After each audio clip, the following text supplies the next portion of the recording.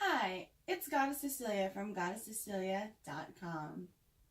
I want to talk about the menstrual cycle and menstrual cups.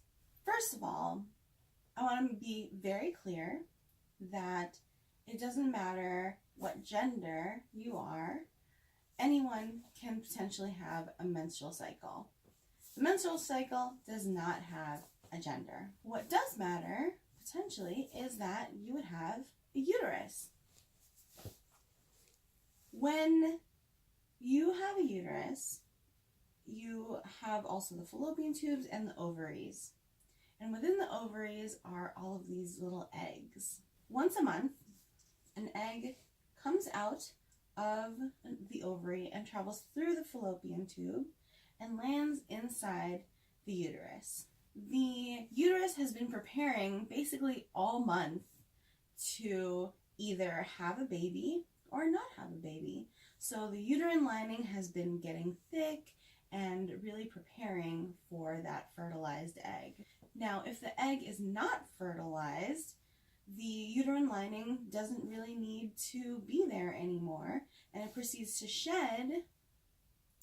And when it sheds, it also releases not just the uterine lining, but blood and other liquids. And that is what results in a period. Now, there are many ways to collect period blood. Some people choose to use tampons. Some people choose to use pads that stick to underwear. Some people purchase underwear that collect the fluid of the menstrual cycle. Some people choose to free bleed, where they don't have anything that's protecting their clothing necessarily. They're just bleeding and then washing their clothes afterwards. Some people choose to use a menstrual cup. Menstrual cups are a great eco-friendly way to collect menstrual blood without having a huge impact on the earth. A lot of menstrual cups are silicone, so they're easier to clean. They don't hold on to bacteria in the same way a lot of materials will, like cotton and other fabrics. And they're relatively easy to use. Now, of course, with anything, there's a little bit of a learning curve, right? Some people like to fold up the cup like so, fold it in half, and then kind of make a little smiley face with it and pinch it, and then insert it into the vaginal canal a little bit, and then release it so that it opens up and creates a seal.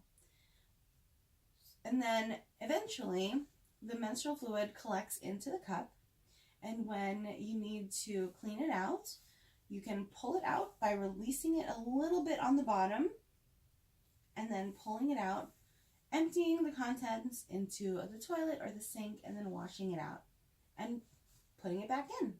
Menstrual cups are awesome. They don't feel like anything is in there, and you really get to learn more about your cycle. You get to learn more about how much blood is actually being released every day of your cycle or even every month.